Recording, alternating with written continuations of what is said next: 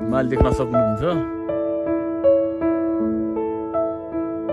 Second day भइसक्यो। अझ चाहिँ हामी ट्रेकिङ जाँदैछ टेकतिर। केटाहरू हिँडेर यहाँ छ पछाडि स्मल लाले स्मल सिङ्गे। अहिले चाहिँ हामी यहाँ गोडपाको ठाउँतिर आयो। केटाहरू यहाँ छ होइन। यहाँ छ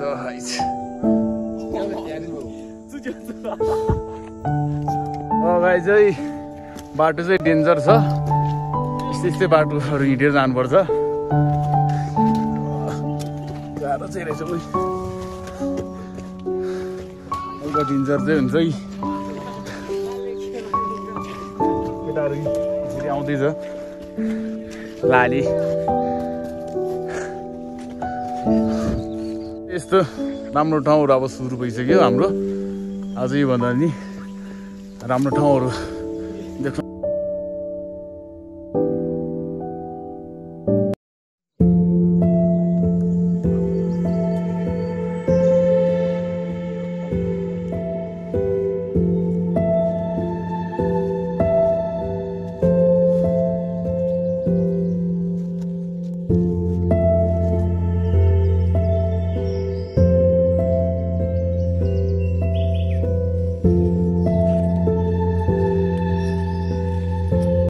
ल केटा है बल्ल 2 घन्टाको उकालो पछि चाहिँ बल्ल आइपुग्यो। केटाहरूको हालत त्यस्तो भएर केटा हो ट्रेकिङ कस्तो भइरह त लाली?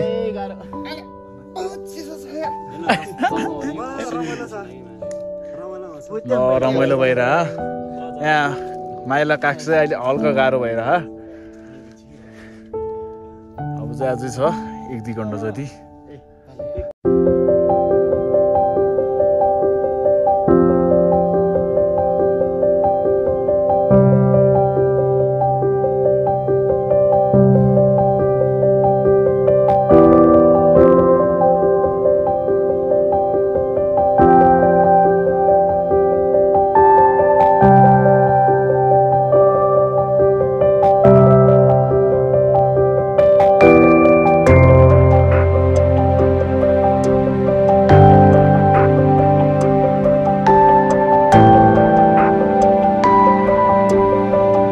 अब यहीँसम्म हो 6 घन्टा हिँडिसक्यो बल्ल बल्ल आइपुग्यो।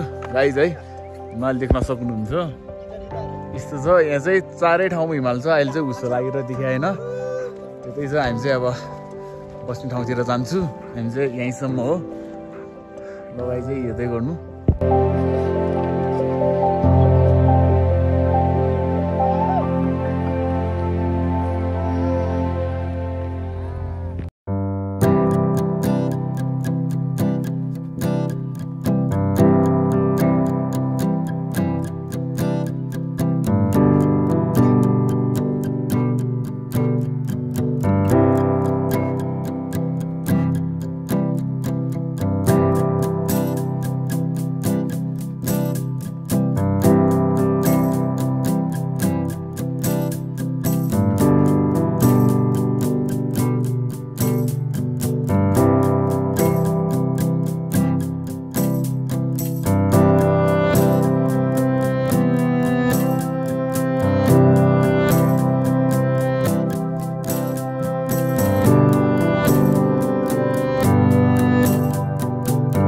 है गाइस आज चाहिँ सेकेन्ड डे भइसक्यो। यहाँ फोटो खिच्दैछ केटाहरू।